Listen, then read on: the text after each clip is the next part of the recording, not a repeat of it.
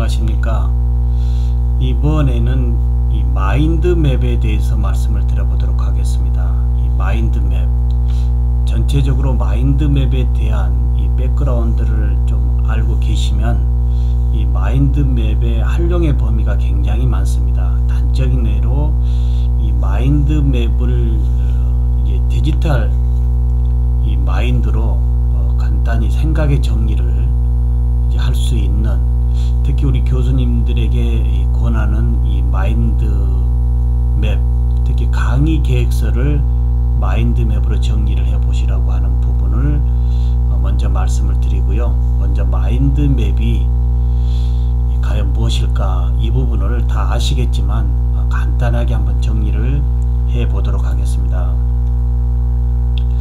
마인드맵 하기 전에요, 이제 대체적으로 우리 자연계의 모든 이 구조는 이 방사의 이 구조로 되어 있다고 하죠. 이 방사의 이 구조로 되어 있고요. 특히 인간의 이제 우리 그 두뇌 뇌세포는 약 1조 개 이상의 로 되어 있고, 한 개인의 뇌세포는 대략 10,000개 이상의 이 뇌세포들로 동시에 연결되어 있다고 한답니다.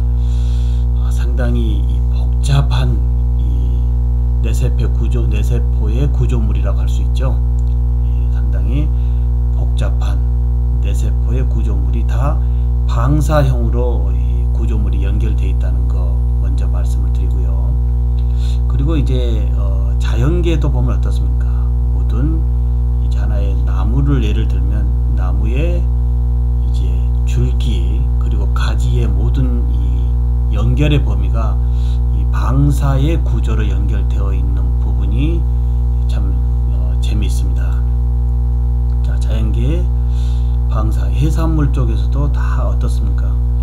어떤 그 줄기의 주체에서의 이 가지로 이 퍼져나가는 이런 부분이 다 방사의 구조물이라고 얘기할 수가 있습니다. 자, 먼저 이 여성분을 한번 동영상을 볼까요?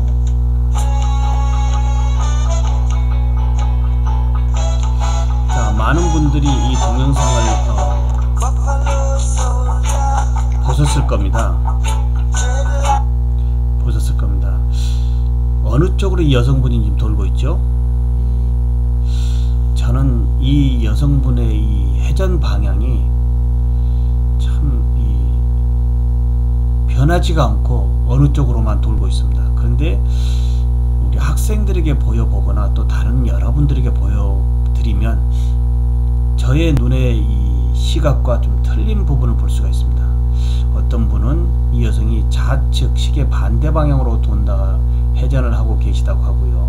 또 어떤 분은 시계 방향으로 돌고 있다라고 하고요. 또 어떤 분은 시계 방향과 반시계 방향으로 좌우로 같이 돌고 있다라고 하기도 하고요. 그러면 우리 교수님들은 현재 이 여성분이 어느 쪽으로 회전하고 있나요? 제가 여기에서 어느 쪽으로 회전하고 있다라고 가정해서 말씀을 먼저 드리고 보시라고 하면 아마 교수님들의 시각도 그래, 그런 어느 쪽으로 돌고 있네 라는 부분에 이 고정화가 되어질 겁니다. 그러나 제가 답을 드리지 않고요, 교수님들 어느 쪽으로 도십니까 이 여성분이 라고 한다면 보는 시각의 차이가, 각 개인의 이 시각의 차이가 각각 틀리기 때문에 이 돌고 있는 방향이 서로 다르다는 겁니다. 자, 어떻게 계속 한번 더 보여드려 봅니다. 교수님들, 처음에 이 여성분이 회전하고 있는 방향이 지금까지 계속 똑같나요? 아니면 조금 변했나요? 자, 이 부분을 가지고 조금 말씀을 드려보겠습니다. 자, 이 지금 동영상은 어느 쪽으로 돌고 있나요? 자, 이 동영상은, 자, 이 동영상도 보는 시각에 따라서 조금 틀리게 보일 수가 있습니다. 이러한 두 개의 동영상을 놓고 우리가 좌뇌냐 우뇌냐라고 얘기를 할 수가 있습니다. 좌뇌인지 우뇌인지. 자, 좌뇌는 반시계 방향, 우뇌는 시계 방향. 다시 말씀드려보면 반시계 방향, 시계 반대 방향으로 돌고 있다 라고 한다면 상당히 논리적이고 분석적이고 이성적이고 한 번에 한 가지씩 밖에 할 수 없는 일을 여러 개 놓고 동시에 처리할 수가 없다고 하죠. 그리고 규칙과 계획성이 굉장히 높은 사람, 규칙적인 계획적인 사람, 그리고 언어나 상징 숫자 부분에서 굉장히 조금 월등하신 분. 그러나 이제 시계 방향으로 도는, 쉽게 말하면 우측 방향으로 도는 부분은 이제 은유적, 직관적, 감성적이나 예술적, 동시에 여러 가지를 좀 할 수 있는 부분, 대화 내용을 잘 전달하는 프레젠테이션에 조금 재주가 있는, 또는 시각이나 음조, 이 공간 부분에서 좀 뛰어나고요. 자, 말할 때 어떻게 하는지, 이렇게 해서 지금 보는 이 동영상의 회전 방향을 놓고 우리가 자네냐 우네냐 라고 할 수가 있습니다.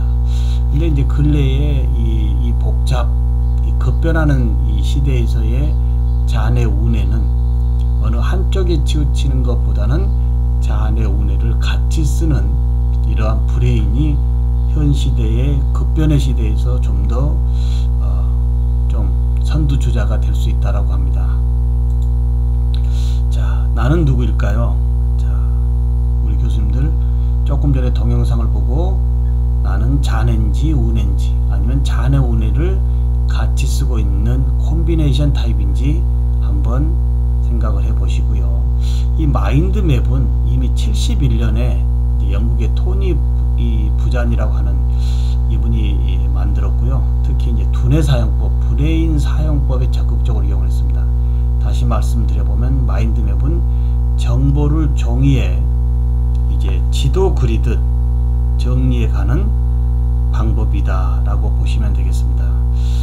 정보를 종이에 지도 그리듯 정리해 가는 방법, 이미지와 키워드, 그리고 색과 부호 등을 사용하여 좌우내의 기능을 유기적으로 연결하는 부분이 마인드맵이다 라고 보시고, 간단히 마인드맵은 마음의 지도 또는 생각의 지도, 자기 브레인의 생각을 종이에 지도 그리듯 어떻게 해요? 한번 그려보는, 이 그려보는 부분에서의 이 구조물이 방사형 구조물로 그려갈 때 상당히 편리하다라는 부분이 마인드맵이라고 말씀을 드립니다. 이미 이제 외국의 유명한 옥스퍼드나 이제 케임브리지 대학에서 이미 마인드맵은 정규 과목, 다시 말씀드리면 이 어릴 때부터 마인드맵에 활용을 한다라고 한다면 하루의 라이프 스토리나 또는 학습, 교과 과목의 학습의 이 정리, 학습의 방법까지도 상당히 활용의 범위가 높기 때문에 요즘은 이제 뭐 옥스퍼드 대학이나 뭐 캠브리지 대학, 뭐 초중고 이런 정도가 아니고 이미 우리나라에서도 일반적으로 소개되어져 있고, 또 초중고 학교에서는 이미 이걸 잘 다루고 있는 걸로 알고 있습니다. 따라서 이제 생각의 정리, 마음의 지도라고 하는 마인드맵을 우리 교수님들의 일상의 라이프 스토리나 또는 강의 계획서, 하루의 일과 또는 여행의 어떤 스케줄, 뭐 다방면으로 쓸 수가 있습니다.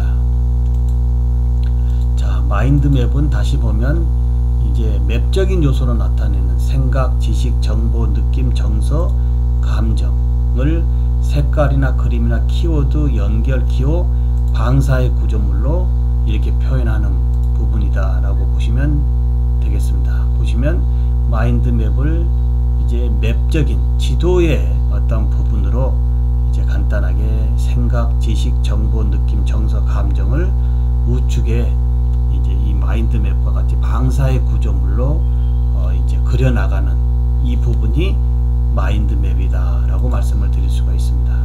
자, 홍콩을 만약에 마인드맵으로 그려본다라고 한다면 어떻게 될까요? 자, 홍콩 여행을 가기 위해서 자, 출국에서부터 여권을 가지고 있어야 되겠죠. 여권에서의 신분증. 그럼 여권을 어떻게 만들까?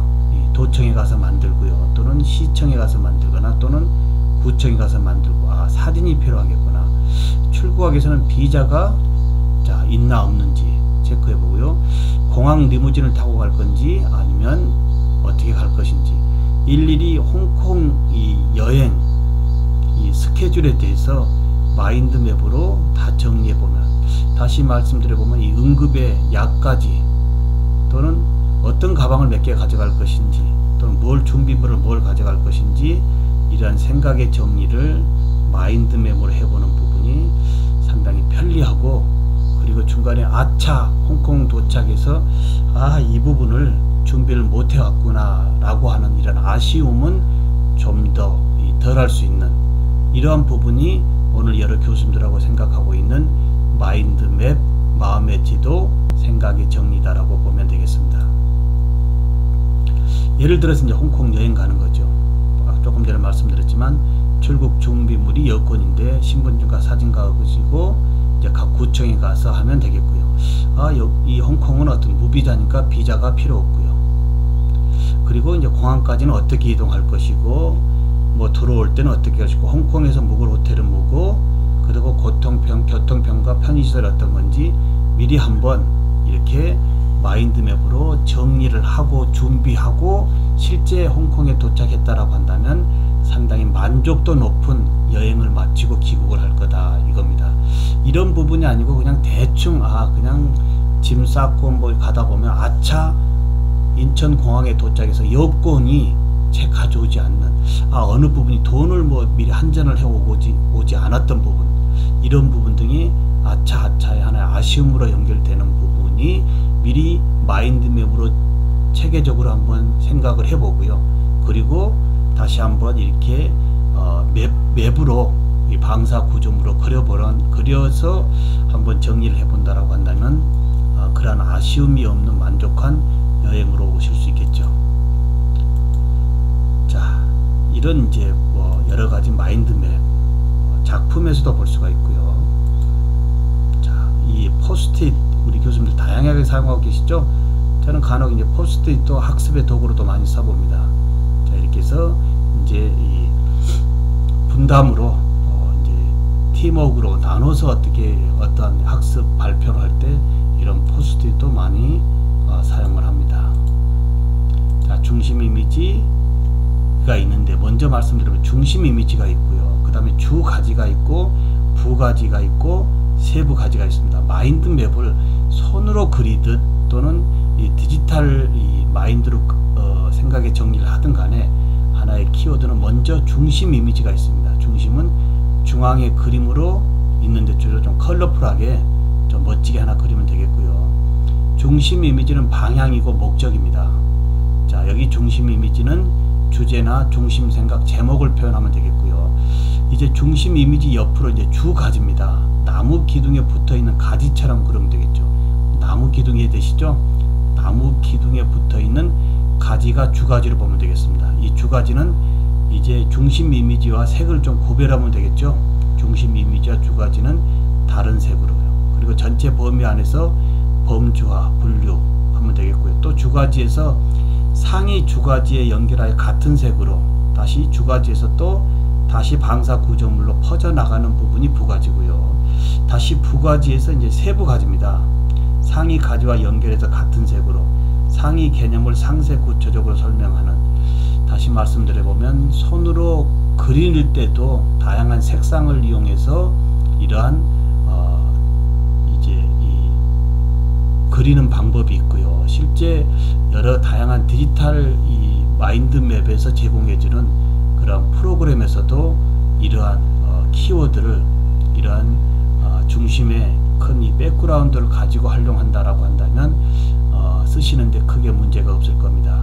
자, 마인드맵은 중심 이미지가 있고요. 이건 나무의 기둥으로 보면 되겠고요. 기둥 옆에 이제 가지가 있죠. 이건 주가지고요. 주가지 옆에 이제 상위 주가지에 이제 연결합니다. 다시 주가지의 방사 구조물로 연결하는 것이 부가지고요. 또 이 상위 가지와 연결해서 같은 색으로 나가는 이 또 세부 가지가 계속 방사의 구조물로 연결되는 이러한 큰 백그라운드는 꼭 알고 계시기 바랍니다. 예를 들어서 이제 마인드맵으로 자기소개를 한다라고 한다면 뭘까요? 자, 설계하기. 자, 중심 이미지 설정, 주가지 주제 결정, 뭐 쭉, 그리고 마인드맵 완성하기.